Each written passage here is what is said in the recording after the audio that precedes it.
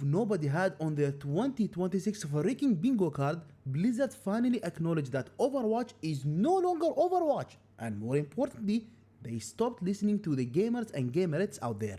Announced during Blizzard's recent Spotlight presentation, this is a launch of what the studio is calling the biggest update in the game's freaking history. Now starting February 10th, the game enters a new era with a revamped UI, a massive content rollout, and a brand new year-long storyline called The Reign of Terror. According to Blizzard, this shift is all about restoring player trust and positioning Overwatch as a true forever game, rather than something that needs another sequel slapped onto it.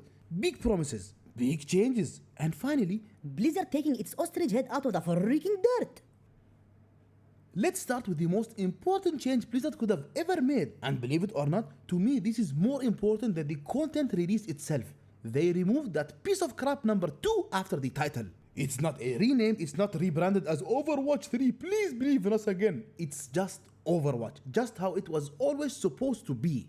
And do you know what that sounds like? It sounds like Blizzard admitting their freaking mistake and what players have been saying and begging for years. I mean, Overwatch 2, it felt like a messy transition period, and dropping the number is finally the way Overwatch was supposed to be presented. The final platform, the final boss, the Super Saiyan mode, the version that's supposed to evolve long term instead of being another sequel. Between them, Blizzard has described this as a return to form. The idea is that Overwatch isn't something you're meant to abandon for the next sequel. It's a forever game, built around big annual moments that feel closer to expansions than seasonal fillers. Blizzard wants to commit again to regain the trust they lost from the fans and the casual players, and they also want to attract new players as well. They really do seem like they want Overwatch to rise to its former glory, and perhaps more.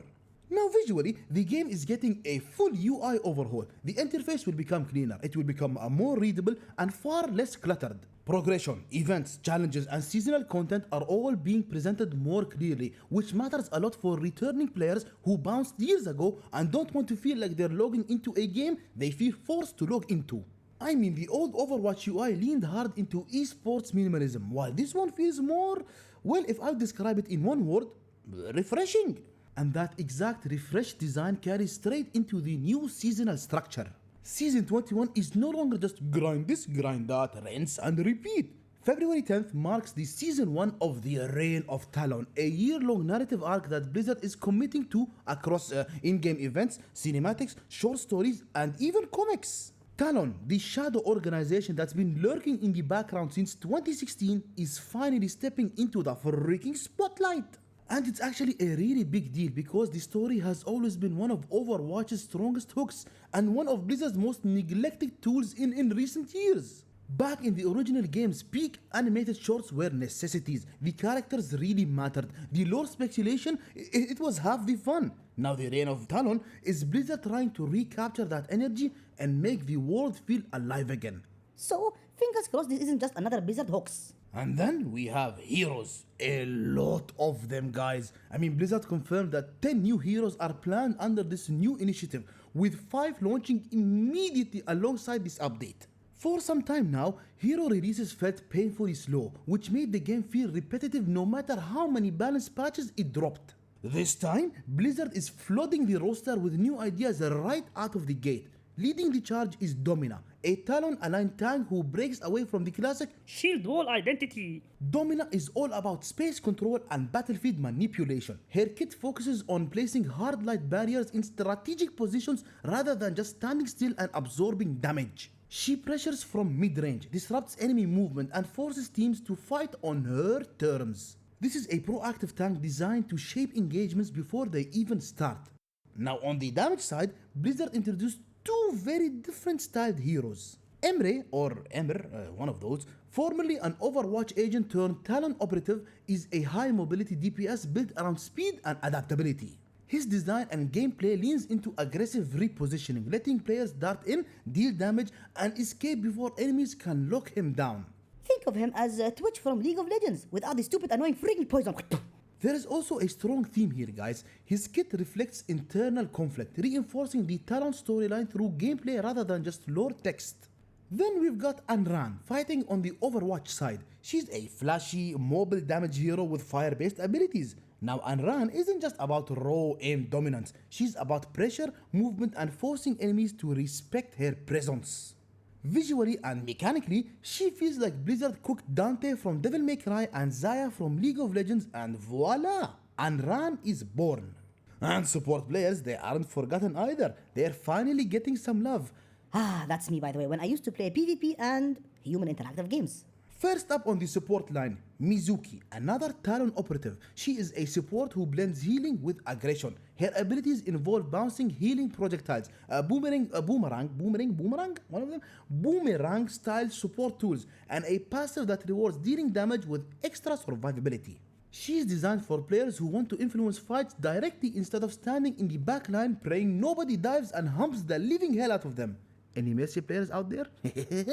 And last but not least, and oh guys, by the way, this character alone made me almost forget what Blizzard did over the years and made me fall in love with them. Lol, just kidding, they're still jackasses. But anyways, they're adding Jetpack Cat. He is a full-on support hero with permanent flight, hybrid healing damage projectiles, and abilities that let them reposition teammates mid-fight. And it sounds ridiculous, it really does. But he is also mechanically serious. I mean, Jetpack Cat exists because Blizzard is finally allowing itself to be fun again. I mean, not everything needs to be hyper serious esports tech. Sometimes the game just needs a flying cat that actually works.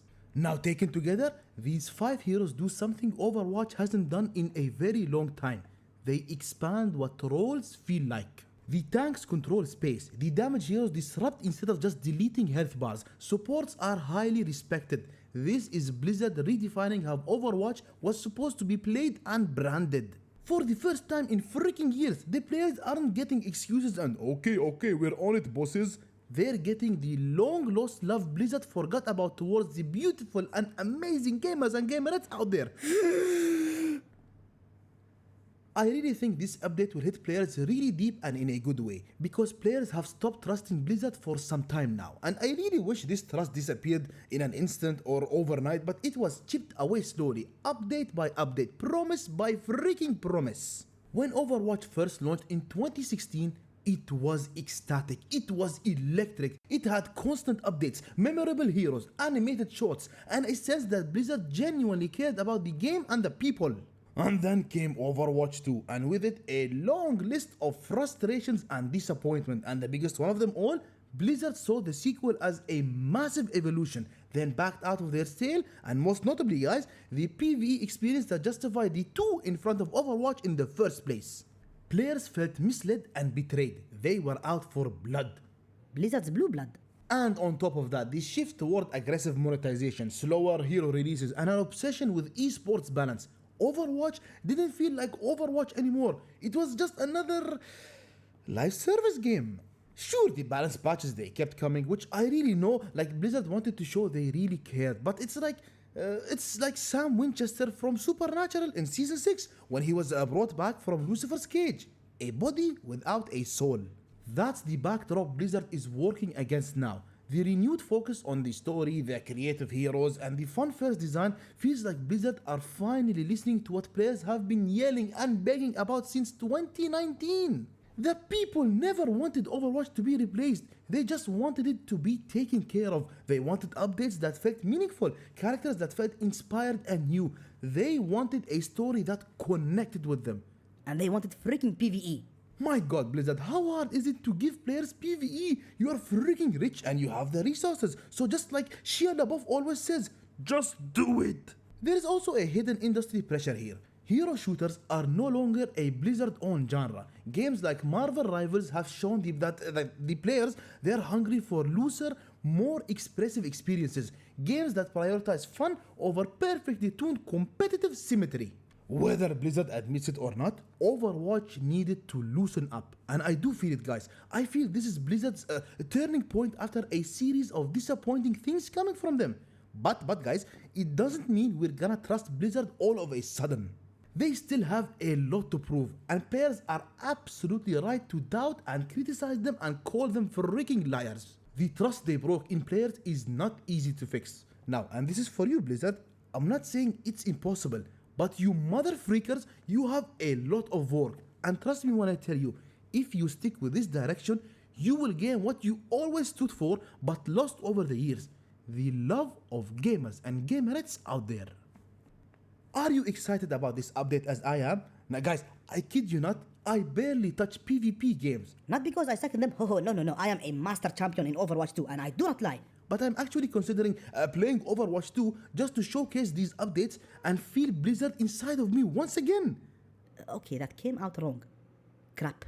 And guys, thank you once again for watching the video. If you enjoyed it, please consider leaving a like and subscribing for more content in the future. Take care, and I'll see you in the next one.